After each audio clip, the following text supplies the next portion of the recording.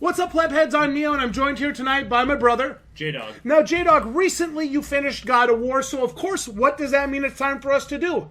Give the official no BS review. Now, of course, our no BS reviews are no punches pulled, no messing around, no screwing around, exactly what we thought about a game. Jdog, break it down in general. Give me your overview, your thoughts for God of War, and then I'm going to ask you a few questions top to bottom like we've been doing.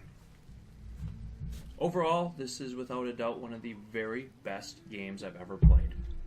It is, without a doubt, a top 5 PS4 game, and probably one of the best exclusives on any console. I rank it up there kind of with Zelda Breath of the Wild, Horizon Zero Dawn, games like that when you talk exclusives. This was very, very good. And I absolutely loved my time with it. I know people were probably expecting me to come and stream my ending Valkyries and Valkyrie Queen fight here, but I actually ended up beating all those off stream. So I did complete the game. I'd say I probably have 90% completion in this game. I think all I'm missing is a couple artifacts and about 20 of Odin's Ravens. So I have plenty of playtime on it. I completed the main story and did all the relevant endgame material, which would be 2 zones, Niflheim and Muspelheim, along with the 8 Valkyries and the Valkyrie Queen. So I completed all of that. I did everything on normal difficulty mode.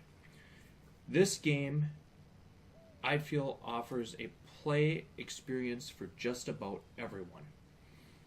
And it really redefines God of War. To me, the God of War series had started to feel a little bit stale.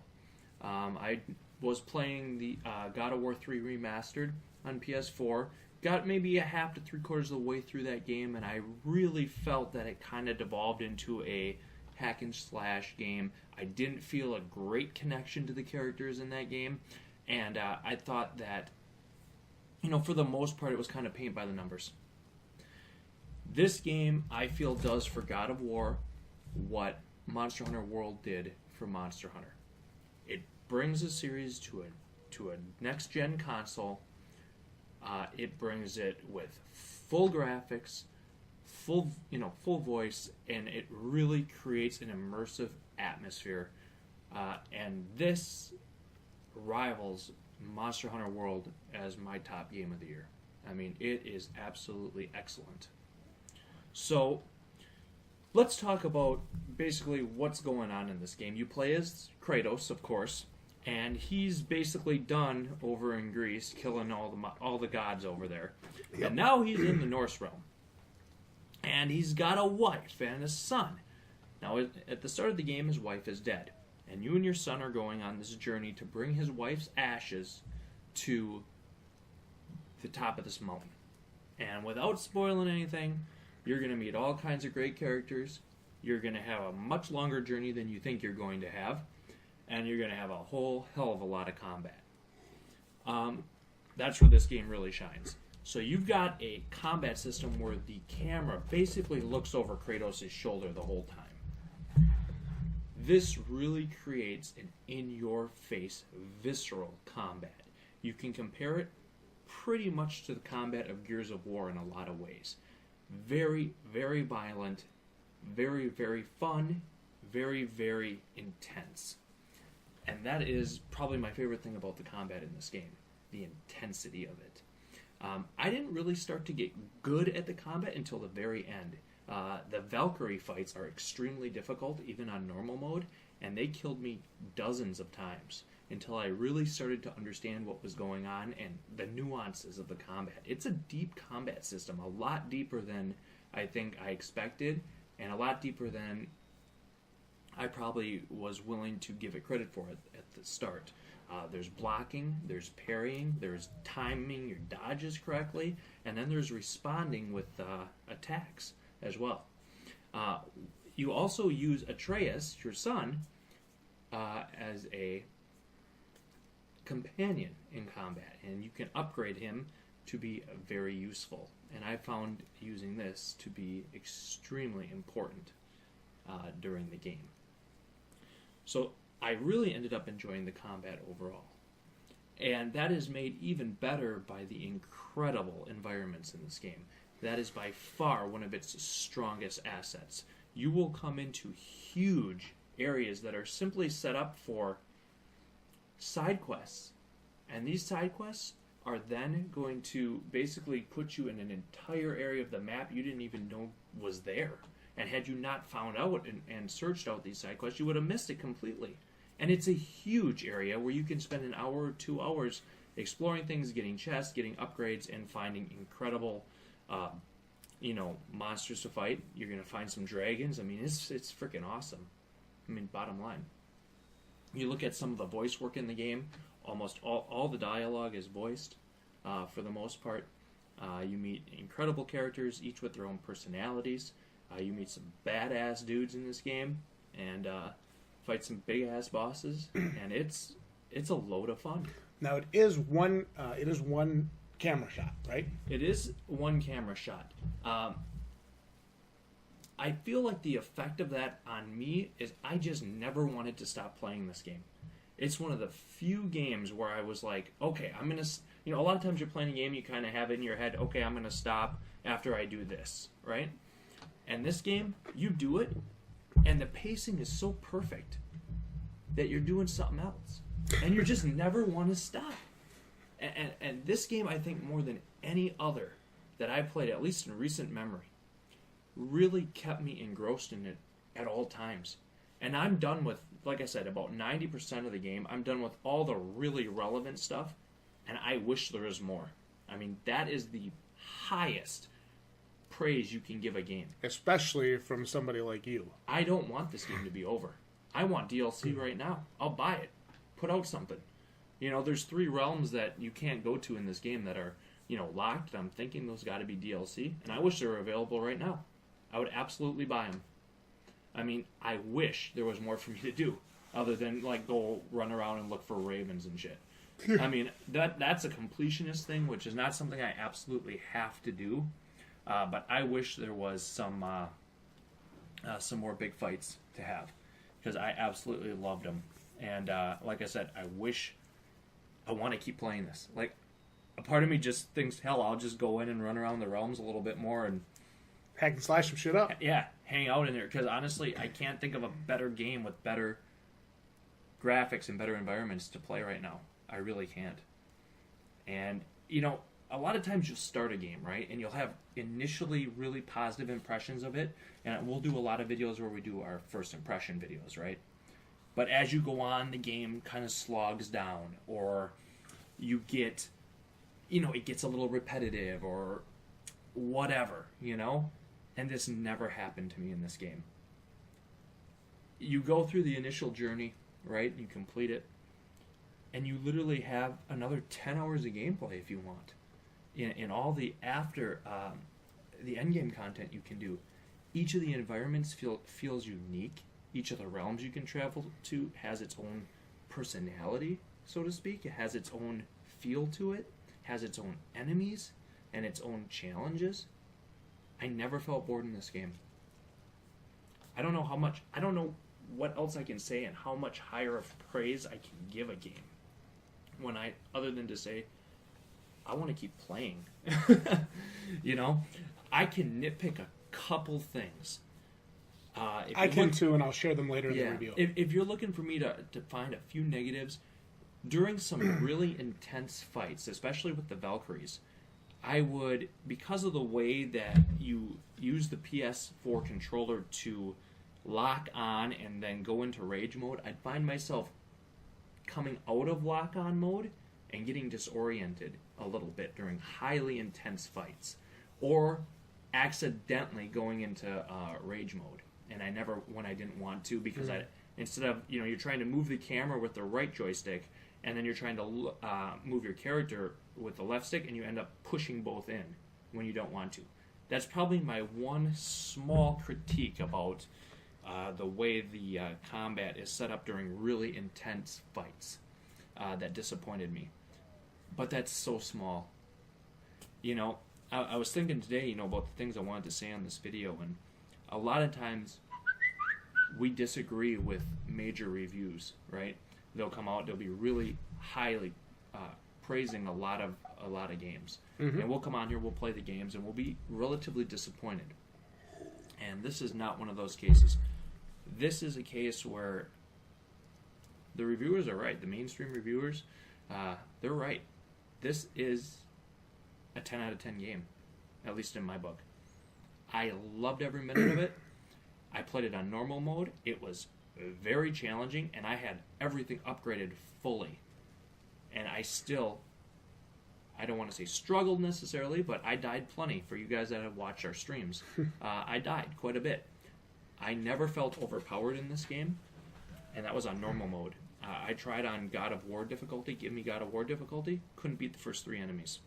So, yeah, there's some challenge. There's nuance to the combat that you need to learn and understand. And it wasn't until the very end, when I was finally, you saw me last night fighting those last few Valkyries, where I really felt you kick ass. that I was starting to really get it. You did a good job. It almost is kind of in a Dark Souls sort of way, right? Where you suck for a while, and as you kind of get into the end of the game, you start to say, okay, now I kind of understand what I'm doing. I need to be a little more patient here. I need to watch for these enemies to telegraph their moves. Watch the jump, hit the roll, and understand what I'm doing a little more. And I was starting to finally get it, and then if you can kill the Valkyrie Queen, you know what you're doing. You're doing pretty good in this game. I think last night, after watching kind of you finish up here, I think 420 Praise the Kiko would have been proud of you. I think so. I'm pretty proud of you.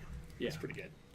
But, like I said, I played on normal mode, thought it was challenging, and that was with fully upgraded gear. It was challenging. You can make this as hard as you want. Put it on, give me God of War, and go in with low-level gear, and good freaking luck. I mean, you better know what you're doing, and you better understand the very high nuances of the combat. Without a doubt, one of my favorite games ever. I loved it. Absolutely loved it. All right, Jdog, so great. Ask some questions. Great general overview. You know, it's exactly pretty much what I expected you to say. I want to add some stuff in there, too. I didn't actually get to physically play the game, but watching some of the mechanics play out, I think, for me, and I was having this discussion with a viewer as well, somebody who kind of had some gripes with the game, and I don't necessarily disagree with those gripes. I think Atreus in this game, at times, is incredibly OP. At times. Now, I'm not saying he breaks the game or ruins the game, but I felt like he at times was OP. I felt like he at times maybe carried Kratos in a way. I used him a lot. Yeah. I used Atreus a lot. I always say if it's in the game, it's meant to be used. If it's an aspect of the game, it's meant to be used and played on, and that's totally fine. But I felt like maybe there was a little imbalance there sometimes. That's my major gripe with the game. Major gripe with the game. Yeah, and I would say, for as much as I played it and as much as I relied on Atreus, because I did rely on him as a equal in combat, to be honest with you, I don't know if I would say he's OP. He is very useful. I'll say that. But remember, I was playing on normal difficulty. True. So normal, I feel, is a difficulty that should be completable, right? Like, you don't have to be the greatest gamer of all time to beat a game on normal mode. Let's be honest. I don't feel you have to be like some Wunder gamer to beat a game on normal mode. Yeah. And you could see that I still died. Probably a good 20 to 30 to 40 times throughout my playthrough. I died. The enemies hit hard. They're strong. And as you get into the end game, even Atreus' fully upgraded arrows, they still need to recharge. And he may hit the enemies a bit, but they do very, very minuscule damage, and the enemies kind of go right through his stuff. So it's not nearly as overpowered as I think it maybe looks in the very early game. Well, Jdog, I think that's what's so special about these games, is everybody views them differently. And whether we agree or disagree, we both have our own thoughts going into things. And I like that about games. And I say, if you're wondering about this game, and you're unsure about it, there are 2 higher difficulty modes. There's Give Me God of War, and then there's, I think it's called Give Me a Challenge for the difficulty modes, where again, fully upgraded Atreus, even in normal mode, I felt it wasn't overpowered. It definitely won't be overpowered in those modes. So if you're worried about that, you can choose the higher difficulty settings. Fair enough. Initially, we had a concern with spamming the axe throw, right? We talked about that. And it's still a concern of mine even towards, even... especially towards the later game, I found the axe throw to be less relevant. I was using the Blades of Chaos a lot more. I found the runic attacks, once I really kind of understood how to use those, I felt those to be the most effective attacks. And if anything in the game is overpowered, that would be the thing that was overpowered. Because I was starting to cut through enemies with relative ease with some high-powered runic attacks, even in the endgame. The axe throw takes some relatively nimble dexterity to pull off. If you're hit while aiming, you stumble, and you have to re-aim. So it's not something you can take damage and still throw the axe. So, again, is it something you can rely on early in the game? Yes, you can, and I did. It's something we saw you do, absolutely. But it certainly isn't something that you can just spam, especially as you get into the later stages. At least I didn't think so. Okay. And I pretty much went away from it. I saw the diminish for you. I was rarely using it at all because I was so focused on evading and dodging and didn't really feel as though I had enough time to correctly aim with my throws. So, again, this game really heats up towards the end. It becomes much more difficult, and the Valkyrie fights are absolute bona fide badass fights in this game. I mean, they are the boss fights. The boss fights during the regular story are nothing compared to them. And I would fight another half dozen Valkyries with joy because they were fun, and you feel very accomplished when you beat them. They're tough. Well, good. I'm glad. So again, from somebody that has played through the whole game, I can tell you that the concerns we had, especially about the axe spamming and things like that, really didn't pan out, at least in the late game. Well, I know even during our live streams, we had some concerns being expressed by some of our subscribers. I remember, Rudy18 had some statements about it, too, with it being very, all you're doing is throwing the axe. Come on, do something else, But I do know what you're saying. I was watching you later in the game, very much so. You did seem to pull away from that and move more towards, like you said, the Blades of Chaos, or even the spinning ice attack or the big axe smash attack with the ice. So I did notice those things, and I'm glad to see that it wasn't just an axe fest, a spam fest. I learned how to use my runic attacks, and that was very helpful. Good. And to be fair, I probably wasn't as adept at the combat at the start of my playthrough with this game as I wish I would have been. I struggled a little bit to really understand what I was doing. And like I said, I felt a lot more confident in this game and in its combat towards the end game. Okay. Because I didn't have a choice. I had to get good or I wasn't going to beat those Valkyries. We're being Sigurd otherwise. I'd be still on the first Valkyrie. So, well, good. It forced it. So, Jdog, could you axe throw the whole main storyline? Maybe. Yeah, maybe. You maybe could. But there's enemies that are resistant to the axe. They're resistant to the frost.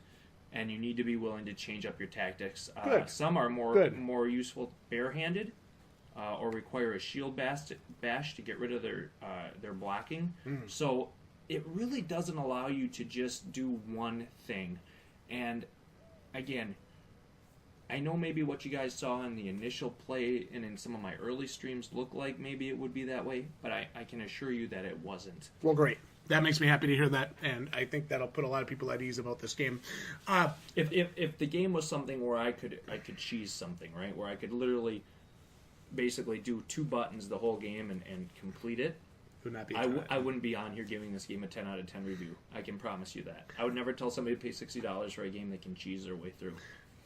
So let's go right top to bottom. Jdog, in a minute or less, graphics. Your thoughts? Some of the best ever. Character models are excellent. I absolutely love the environments in this game. And I think for me, the actual Norse setting is more interesting for some reason than the Greek setting. And personal preference, I'm sure there's 50-50 on that. A bunch of people are going to say the opposite. I don't know what it is about, the world serpent and the different gods of the Norse realm that I just really freaking like. So for me, I feel more at home there for some reason. And I just thought the environments in this game were absolutely incredible, and I could easily go through them again. Yeah, graphics are spectacular. All right, talk to me about the sounds, the voice acting work, even choice of words sometimes. Talk to me about ambient sounds. Talk to me about atmospheric sounds, things like that, whether it's fire crackling or ice or even attacks, anything like that. Give me a minute or less your thoughts on sound. I think it's almost perfect. You know, you go through, you watch some of our gameplay, right? You see the World Serpent and the way he talks, and he's got like that really low rumble. You listen to the way Mimir talks, and he's kind of got a little bit of a joke in his, you know, he jokes around a little bit. He gives you all the lore. So even when you're doing a fast travel segment, which is a mundane, boring thing, right? You saw the way that a game like Kingdom Come Deliverance handled that, where it was like sit there and wait while your guy goes across the screen. It was super boring. Here, you run around, again, a super boring thing, but Mimir is telling you lore the whole time. So you're actually kind of engaged during what is usually a boring, mundane thing in a game, right? So you're actually engaged. You're listening to this head that you're carrying around with you tell you I found that you funny. know, lore about the world you're in. I mean, so there is just tons of stuff to discover and learn in this game. I mean, I had lore markers. I could probably spend 2 hours reading all the lore that I collected, or 3 hours even. It was just insane. You know, I think every character is voiced incredibly.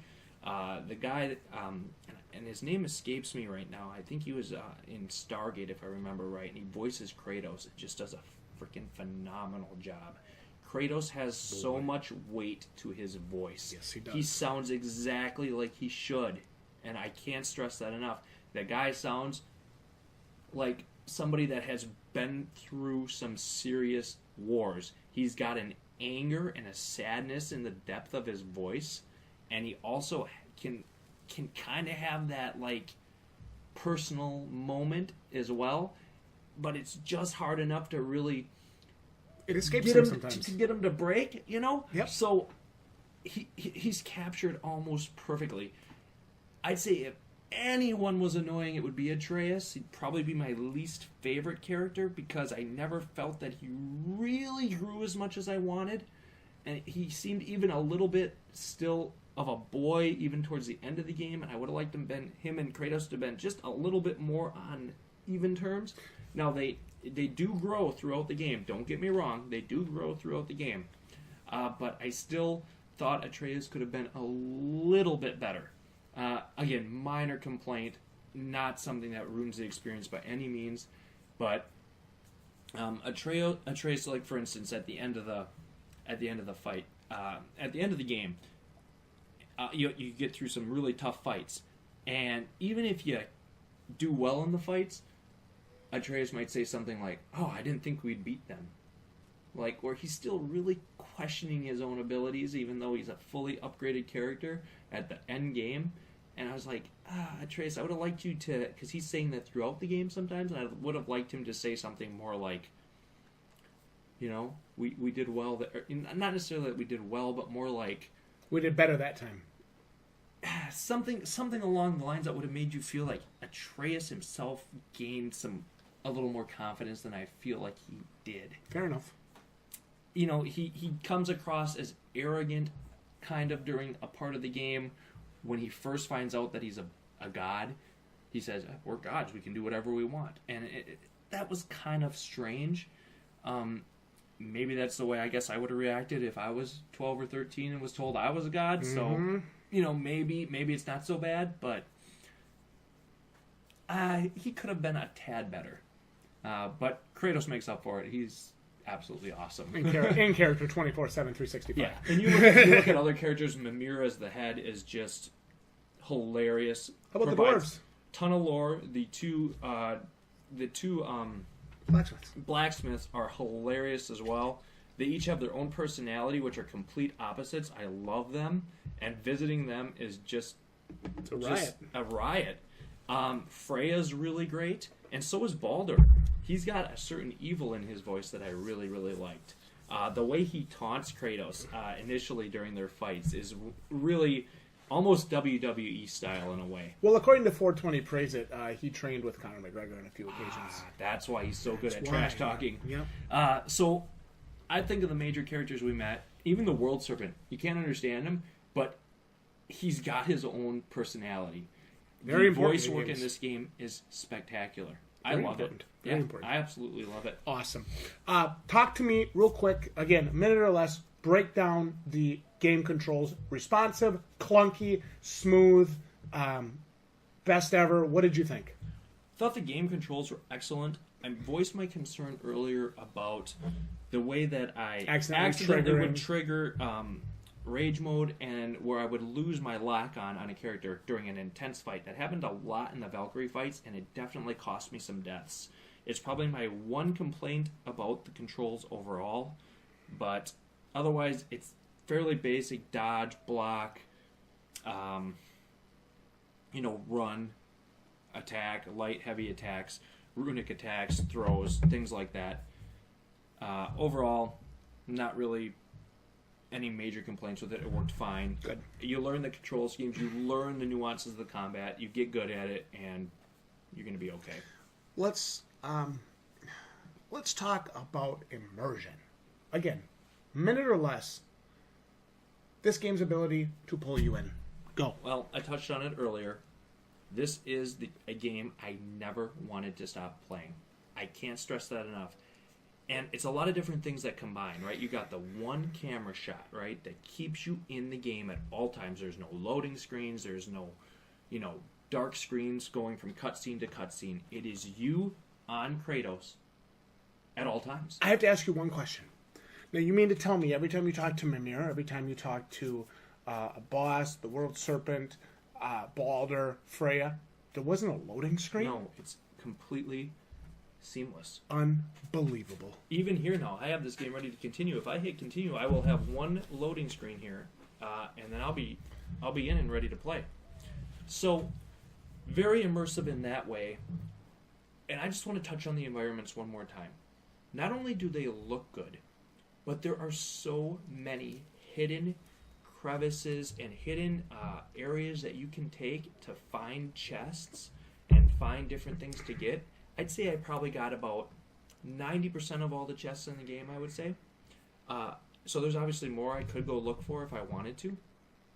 But just, you want to explore these environments. They are spectacular. And there's always a place you can find something new. Every time you go to an area, sometimes, in games they'll have big areas, and you'll go in there and it's just like, there's nothing here. Why did I come here? It's kind of a waste of time.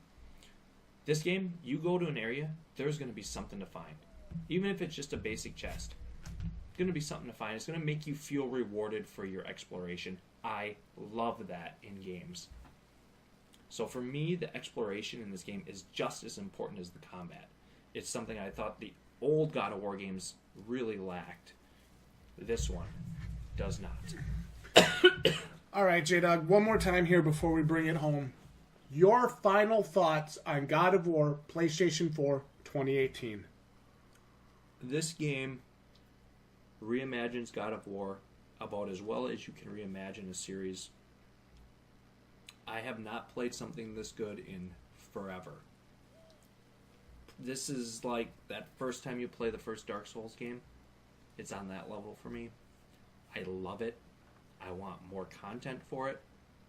And if you have a PS4, you should get this. I mean, I can't think of too many gamers that wouldn't enjoy this. Jdog, we usually do our out of 10 scale. Go ahead.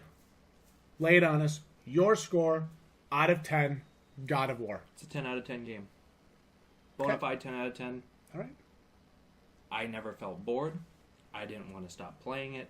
I want to play more of it. I don't know what else to say. The combat's excellent. The voice work is excellent. The graphics are incredible. The environments are sublime. I mean, there are so many cool, interesting things to see and do. Tons of lore. A fully, completely crafted game. You talk about a AAA price point. You talk about a AAA release. This is the gold standard. Now, this game is early access, right? No, this isn't a completed project. Oh, you mean this is a completed project? This is the gold standard of AAA games. Damn. You pay $60 for a game. I compare that $60 purchase to this. When you want to see, when I talk reviews, when I talk games, this is kind of my expectation. I mean, let's be honest. Good luck, right? I pay $60 for a game. This one delivers 100%. Good. Absolutely bona fide buy. 100%.